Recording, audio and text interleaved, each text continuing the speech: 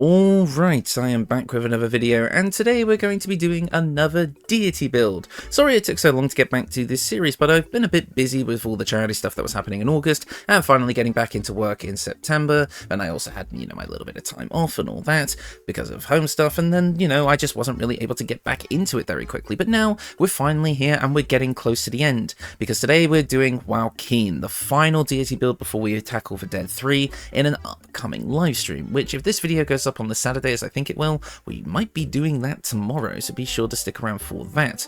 But yes, one of the longest running series on this channel is coming to an end, and honestly, we're going to be ending it off with a bang. Waukeen is a deity that I didn't really think about too much when it came to this series. They're not listed in the list for selectable deities as a cleric.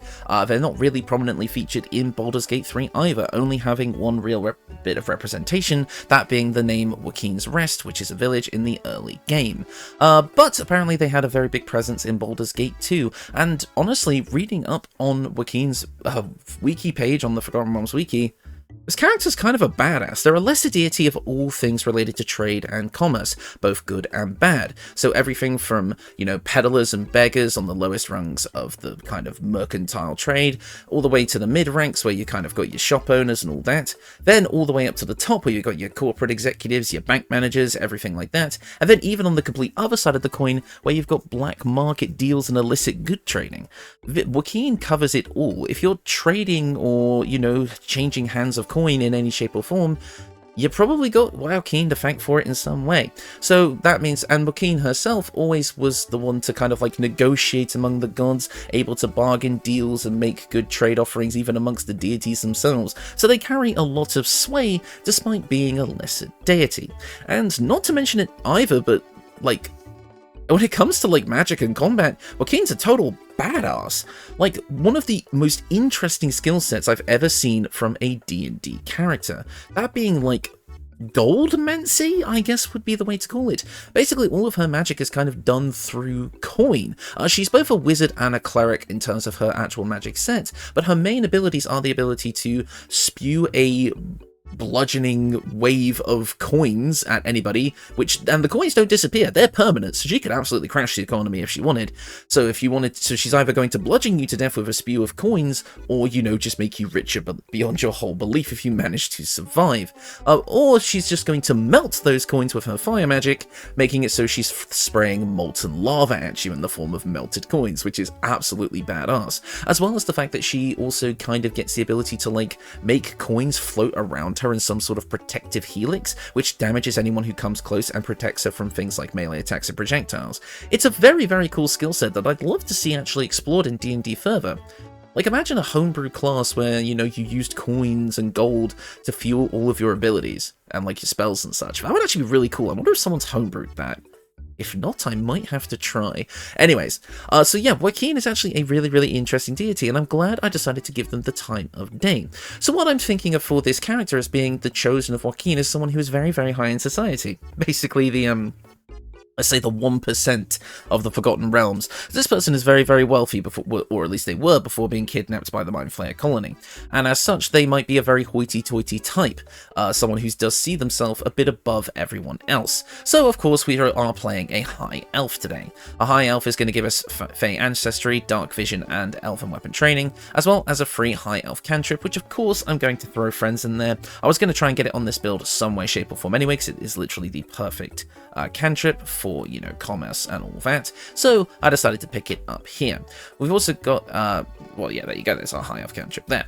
But we've also got Bard as well as our starting class. For Bard, we're going to get a bunch of things. I mean, it just makes sense to be a Bard. It's going to give us a bunch of skill proficiencies and expertise that are going to be related to conversation, which is really going to help us out. Now, for those of you who watch the Deity build live streams and are actively participating in them and helping me make this build, you'll realize that, hey, this is different than what we decided to make in the live stream. And that is true. Unfortunately, the Thief Rogue Spellsword build didn't really work out. There were way too many caveats, and it overall just made the build a bit weaker. So while we originally had this as a spellsword to, kind of replicate Waukeen's martial prowess, and the fact that she does actually gain rogue abilities a bit later on into her story, I've decided to kind of play this build as a more pure spellcaster. which in the end did make this build a bit stronger. And while we do have a weapon, the Twisted Fortune, which has the blood money ability, so yes, we are building around that gimmick a bit, we don't actually really need to focus on using it as a weapon, we just want it for the gimmick for when we actually want to use it. So this build is going to be a pure spellcaster with the ability to go absolutely nuclear with coin-based damage from the Twisted Fortune. So I've decided to go for a Bard build instead, just with a few levels of Bard before we get into the main stuff, because there are some high level spells that I want from our multi-class, because Waukeen actually has those spells. So sorry that it's a bit different than what you were expecting, but I did have to make some changes to the build, and I hope you will still enjoy it regardless. So, with Bard, we're going to get access to a couple of cantrips. Of course, I'm going to go with Vicious Mockery, because anything that's using our voice makes sense for this build, as well as Mage Hand, because I like to picture this character kind of being sat in their office, glasses on, going over all the books, doing all the accounting, checking all the funds, while their mage hand is brewing them a cup of coffee in the background. Because I like to flavor mage hand as almost having like a third arm independent of like what you're actually doing, like this third elongated spectral arm, but it's just like doing stuff that like you wouldn't be able to do like if you were focusing on something else with both of your hands. And I know that's not how mage hand usually works. It is meant to be like an extension that mimics your hand movement of one of your hands, but I just like the idea of it being somewhat independent of those two, because it's more fun, and ultimately for just small menial tasks like that, what's the harm, right? Next up, for spells, we are going to get these 4 spells. We have Charm Person, which just makes sense for this build. Speak of Animals, because really, we can just make deals with just about anyone, even the animals, because you never know when a piece of interesting information that you would like to sell may come from an animal, because the person in question didn't realize the animal was watching them. You know, a bit similar to my Observer build, the last one I did. Next up, we have Dissonant Whispers, again, a psychic-based attack using our voice, which will frighten a creature, and someone who is afraid of you is more likely to give you a better deal. Us Skyrim players know this. Next up, Bane. This is going to allow us to inflict a penalty on attack rolls and saving throws. So for saving throws, that's actually going to be pretty good, because a lot of our spells in this build are going to be saving throw based, so this could help. Maybe not so much into the late game, but for the early game, it's going to do you quite nicely. For your starting instrument, pick whatever you like. And for our ability scores, we have a bit of an odd spread here, but I'll explain as we go. Strength is going to be at 12. We do use the Twisted Money, not really as a full weapon, but we do want to make sure that our one attack that we need to get the gimmick of blood money off is going to hit, and having that 12 strength is going to help with that. Dexterity is at 18. We are using the Gloves of Dexterity with this build, because it was kind of the only way to get all of the stats that I wanted to use basically just get all the stats, and so our stat is actually 18 here. Next up, Constitution is going to be at 16. We have a lot of concentration spells, and I want a decent pool of hit points. Intelligence is at 8, which does feel wrong for this build, so I would recommend keeping the Warped Headband of Intellect on hand and putting it on when you need to pass intelligence checks. A bit like Disco Elysium with all its equipment swapping. We're going to be doing a bit of that with this build. Next up, Wisdom is going to be at 16, as it is going to be our main spellcasting stat, and again, is a stat that I think makes sense for this build. And finally, Charisma, which is a bit lower than I would like, but it's still a pretty good number to have. It's going to work out fine in the early game for, spell save DCs and all that. We will be getting Arcane Acuity that will help bump this score up regardless, as well as the fact that this is still a pretty good amount for our skill proficiencies and expertise in the charisma-based abilities, so even with a slightly lower charisma score, we're still going to be absolutely excellent in dialogue. Speaking of skill proficiencies and expertise, we're going to get a bunch of skill proficiencies here. As a guild artisan, which obviously we're going to be for this build, we have Insight and Persuasion, both skills that I would have wanted, as well as Perception from being a high elf, which is just great. We're also going to grab Deception and Intimidation from our Bard proficiencies, because now we're going to be good in pretty much all aspects of conversation, and also Sleight of Hand for the Twisted Fortune's Blood Money gimmick, because we need to reverse pickpocket coins into the pockets of our enemies in order to get that off, so Sleight of Hand is going to help us with that. I know it says it's only a +1, but remember we do have 18 dexterity with this build, so it's going to be a lot higher. Next up at Bard level 2, we're going to grab Jack of all trades, making us good at everything in some shape or form, and Song of Rest to give us a third short rest, which is always nice to have. We're also going to get to pick up an extra spell here. Pick whatever you like here, it really doesn't matter, because believe it or not, we're most likely going to swap it out in a minute, so just pick whatever. Next up at Bard level 3, we do get to pick our subclass, and since we're going for a more spellcastery build here, we're going to go with College of Law. College of Law is going to allow us to use cutting words to use our bardic inspiration to debuff our enemies in the same way we buff our allies, meaning that we can cause things like their attack rolls to miss. This is going to be fairly limited since we're not going to be going to level 3 of Bard in this build.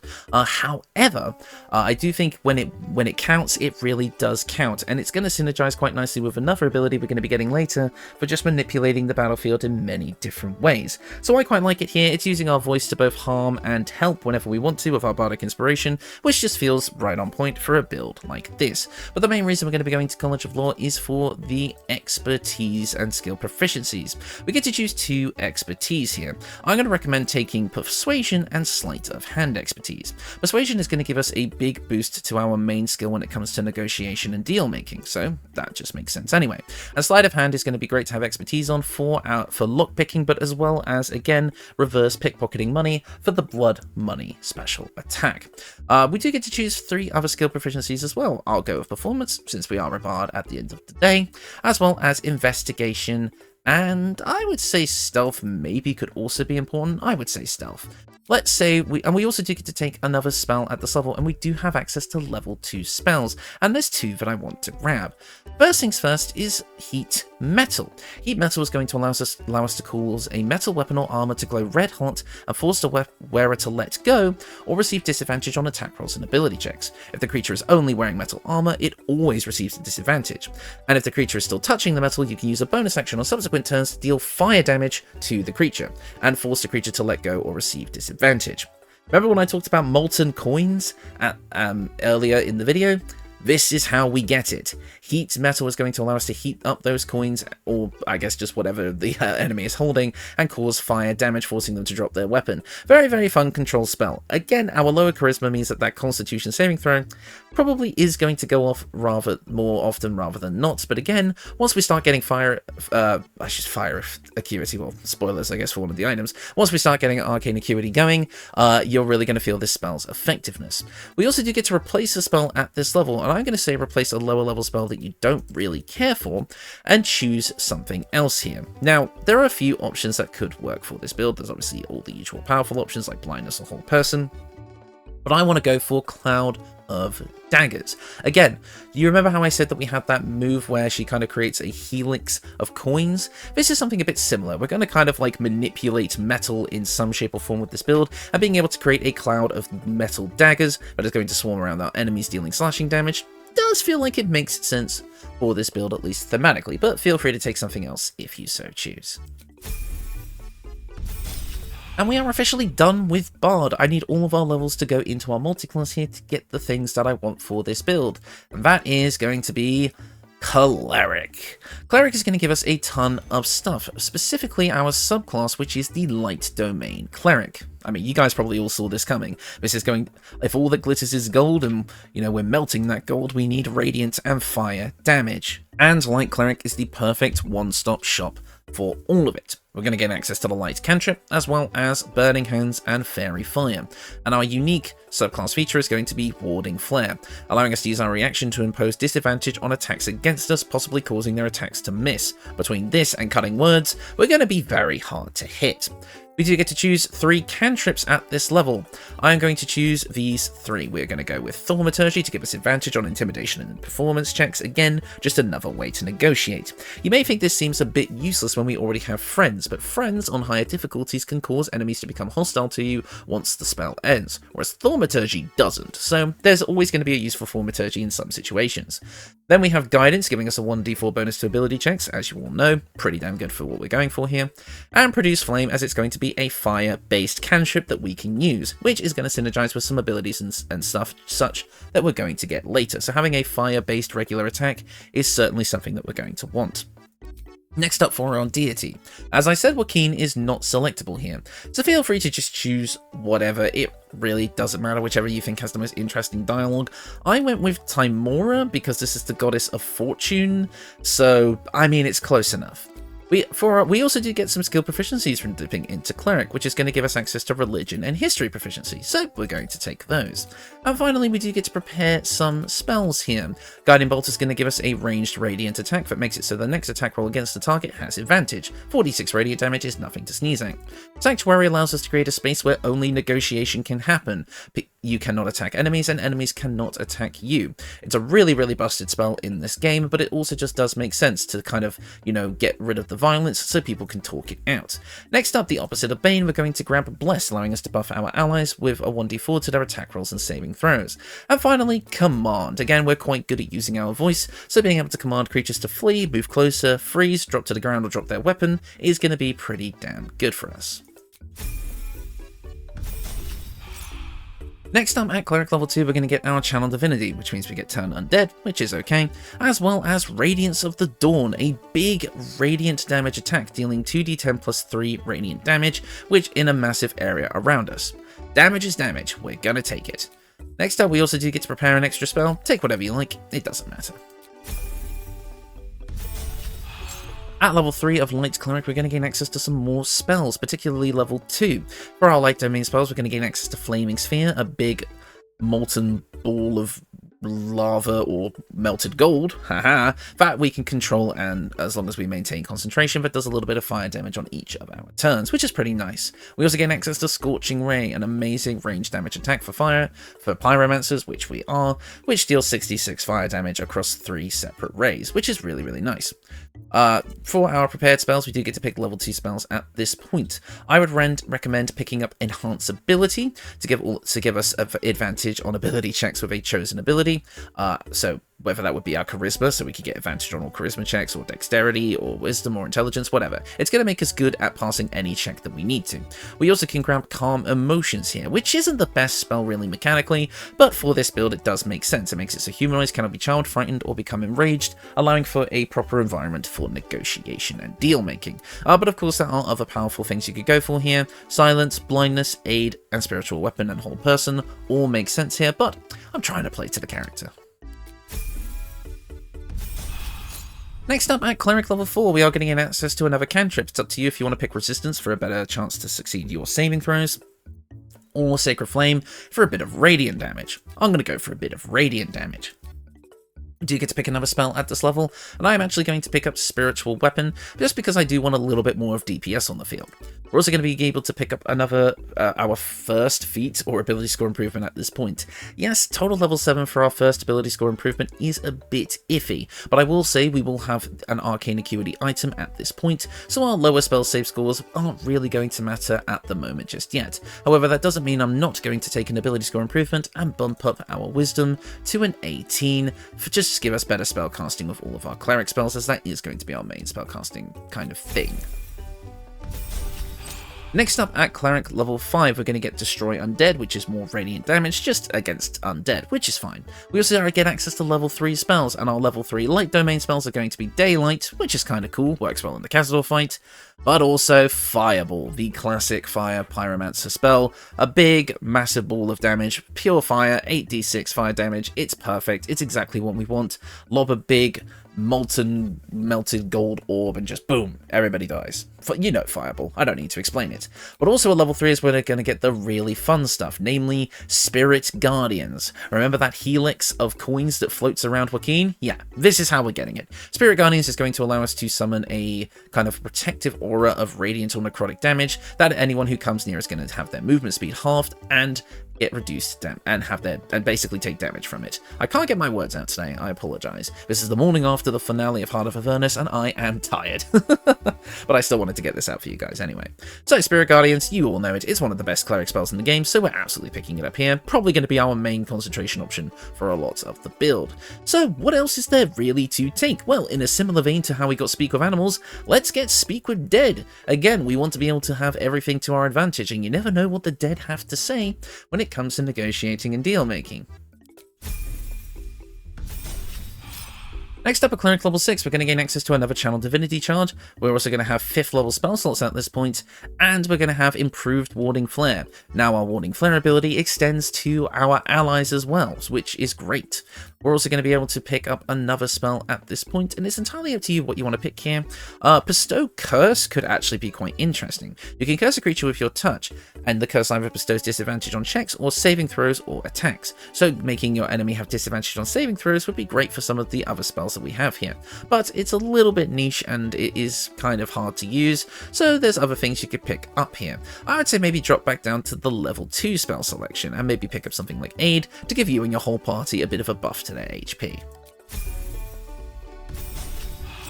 At Cleric level 7, we're going to gain access to level 4 spells, including the Light Domain spells, Guardian of Faith, which I was going to take anyway, every good merchant needs a bodyguard, as well as Wall of Fire, which is just another decent fire spell for us. We do also get to choose a couple of level 4 spells. I would say at this point, I quite like getting Freedom of Movement. It just is a very nice utility spell to have overall, so I recommend picking it up. Next up, at Cleric level 8, we're going to get our subclass feature, Potent Spellcasting. Our Cleric cantrips will now do additional damage equal to our Wisdom modifier. So that's Sacred Flame and Produce Flame, the only 2 cantrips in the game that are going to benefit from this feature. But hey, damage is damage, I'm not going to say no, especially on Produce Flame, which is quite nice. We also do get to pick another spell at this level, and I'll just take Death Ward, but something like Glyph of Warding, Blindness, any of these can be good, just take whatever you like. And finally, at this level, we do get to pick another feat. It's entirely up to you what you want to grab here. I would say the Lucky feat could be really nice if you want to have even more battlefield manipulation. The Warcaster feat for advantage on concentration saving throws can be really nice here, so I could definitely recommend picking that up. If you want to go for maybe a couple of ritual spells, like something like Find Familiar or whatever, you could go for that. Medium Armor Master could also be quite nice, if you want to buff up your medium armor a bit as well. You could go for Magic Initiate for some other spells there. It's entirely up to you. I'm just going to go for an ability score improvement here and max out my Wisdom, or maybe bump up my Charisma. Entirely up to you. Constitution would also be a good shout. You do have a lot of freedom now that we kind of have all this kind of going for us. We've got our stats in a good place. So again, feel free to take whatever works for you. I'm just going to bump up that Wisdom though. At Cleric level 9, we are going to gain access to level 5 spells, and the main spell that I want for this build is Flame Strike. Flame Strike is actually Waukeen's signature attack. I had to get it in this build. It's one of the few spells that are available in this game that is directly mentioned on the wiki page as being something that she does, so I needed to get Flame Strike here. Flame Strike calls down a pillar from the heavens that deals both fire and radiant damage, a cascading fall of melting coins to just absolutely destroy our enemies. It's an extremely fun and unique spell that I absolutely love. In this game, it's basically an upgraded fireball, so I absolutely had to grab it. But Light Domain also gives us Destructive Wave, one of the only 2 ways in the game to get this spell, which is a similar thing except it's a shockwave that irradiates from us, which deals thunder and radiant damage. So you have that option available to you as well. We also do get to pick up level 5 spells at this point, and it's entirely up to you what you want to grab here. There's nothing in level 5 that I would say actively fits the theme of the build. We already get Flame Strike, so really it's up to you what you want to choose. I would say something like Contagion could be interesting because it can apply a lot of interesting debuffs, as well as maybe I did go with Planar Binding, because again, negotiating and deal making does also work with the very things that are known for negotiating and deal making, which are devils and the like. So while we're not a warlock, maybe we can make a negotiation, shall we say, to have a patron fight on our side, or at least a minion of a patron. And that is the build. What you're going to get out of this build is a pretty powerful full spellcaster. You get all the quality of life stuff that comes from playing a Bard and Cleric combo, as well as powerful fire and radiant based spells to deal massive amounts of damage. And you have a spell for pretty much every situation. Enemies getting up close to you, Spirit Guardians. Enemies far away from you, good ranged spell damage. Need an enemy to drop its weapon, Heat Metal. You've got so many different things here and they all fit the theme really nicely. You can talk to the dead, you can talk to animals, you can negotiate with pretty much everyone. And thanks to our skill proficiency and expertise, you've got a ton of stuff to work with.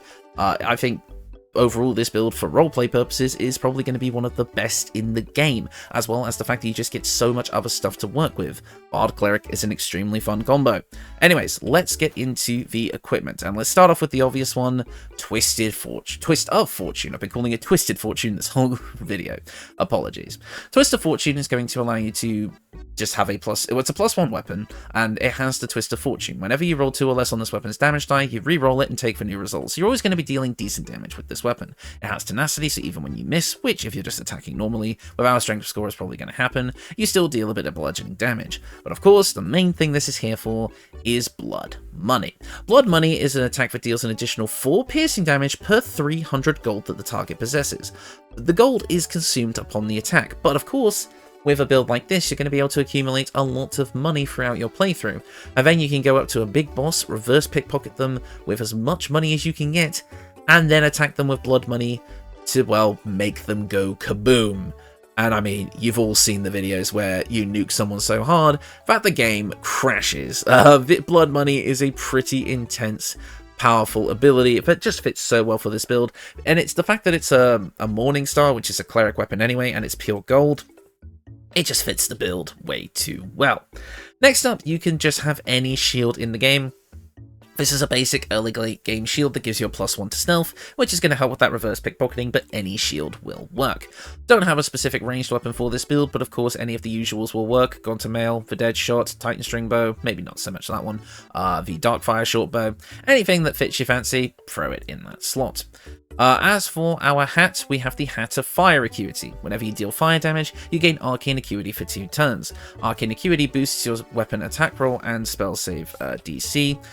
Your spell attack roll and spell save DC for every stacked turn, and, well, that's going to really help us out with both our cleric spells and our bard spells. So just do some fire attacks, whether through, Scorching Ray, Fireball, Flame Strike, whatever, and make all of your subsequent spells more effective. But some other hat options that could work for this build. Obviously, I did have the Warped Headband of Intellect here, in case we ever need to do intelligence-based skill checks, so feel free to just chop and change that when you need it.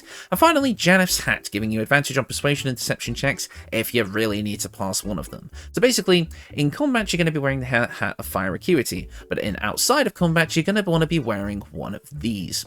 Next up, the Cindermoth Cloak just makes it anyone who damages the wearer within 2 meters receive the burning condition. Again, getting too close to you means you're going to get hit by that molten helix of coins, so you are going to want to kind of get this just for the thematic effect, but it's not entirely necessary. Next up, the Adamantine Scale Mail. It took me a moment to think, what is the most regal looking armor in the game for someone who's going to be part of the 1%? And the Adamantine Scale Mail, coloured in the Faerunian Colours mod's Zeus colouring, which gives you gold and white, just looks absolutely regal.